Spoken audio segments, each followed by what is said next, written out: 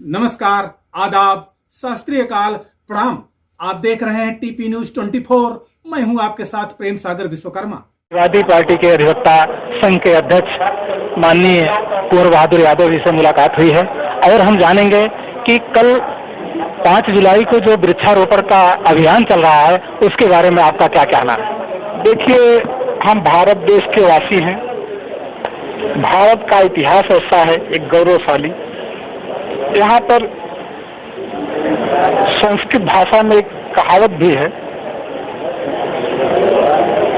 कि जहाँ पर देवों का वास होता है। जितने महान पुरुष पैदा हुए हैं, चाहे शिव हो चाहे राम हो, अन्य जितने भी महापुरुष पैदा हुए हैं, और यहाँ की जलवायु भी ऐसी है कि तीनों जलवायु किसी अन्य देश में नहीं मिलती है। तो वृक्षारोपण की जहाँ तक बात है, प्रदूषण हर जगह फैल चुका है, लेकिन हमारा देश ऐसा है, लेकिन अन्य देशों की अपेक्षा आज भी हमारा महान है। एक कहावत भी है, एक वृक्ष सौ पुत्र समाना। ये तो महान कार्य है।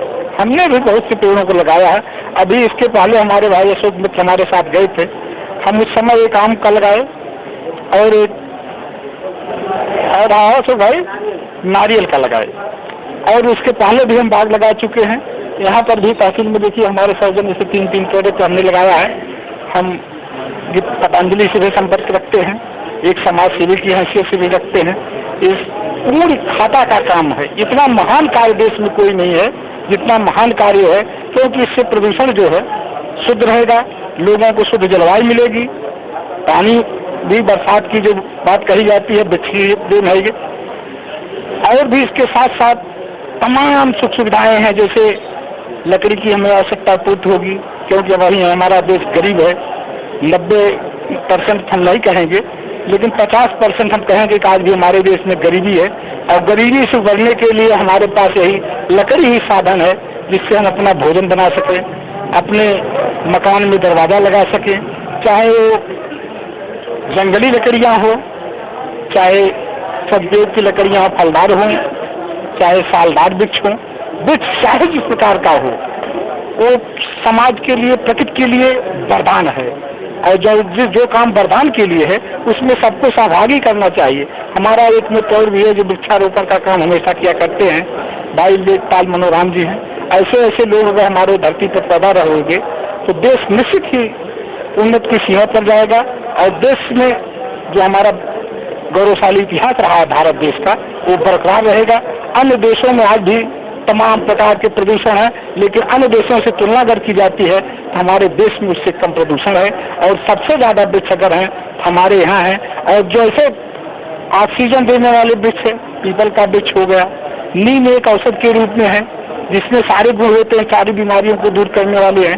यहाँ तक बहुत से वृक्ष, अशोक का वृक्ष देख लीजिए, जितने भी वृक्ष है, थोड़ा आयुर्वेद पर हम अगर जाना चाहेंगे तो यहाँ जितनी जड़ी बूटियाँ हैं और सारे संसाधन हैं, इतना किसी भी देश में नहीं है। और अन्य लोग के देश जो हैं परीक्षण करके कोई दवा बनाते हैं, यहाँ पर तो दवा बनी बना रही है। उस समय रामचंद्र जी और हनुमान जी जब सजीवन बूटी की बात आती है तो यही है, मतलब आयुर्वेद की ही देन थी। मतलब वो वैद्य जी जो थे वो जानते थे, अगर ये व्यवस्था ना होती तो शायद उनका जान न बचता। तो भगवान के लिए वरदान है, तो हम तो लोग साधारण पुरुष हैं, सबके लिए वरदान है। सब पूर्ण कार्य में सबको सहभागी करना चाहिए, और कहीं भी कोई वृक्ष अगर हो तो उसकी देखभाल की जिम्मेदारी भी हमें लेना चाहिए। साथ साथ हम और भी लोगों को प्रोत्साहन भी करना चाहिए कि कम से कम अपने घर पर, दरवाजे पर, जहाँ अन्यथा खाली जगह हो वहाँ पर भी पेड़ को लगाएं, धार्मिक कार्य को पूर्ण खाते में अपना योगदान दें। साथ साथ हम आपको धन्यवाद देते हैं। मैं कुंवर बहादुर यादव, अध्यक्ष समाजवादी अधिवक्ता सभा जलालपुर, साथ साथ एक समाज सेवी की हैसियत से हमने बहुत सी 2-2 बागें लगाया है, और भी भविष्य में आशा करते हैं कि हम कुछ न कुछ काम। जी सर, बहुत बहुत धन्यवाद सर आपको। आप चैनल को सब्सक्राइब, लाइक, शेयर, कमेंट अवश्य करें, जिससे आने वाली खबर का नोटिफिकेशन सर्वप्रथम आपको मिले।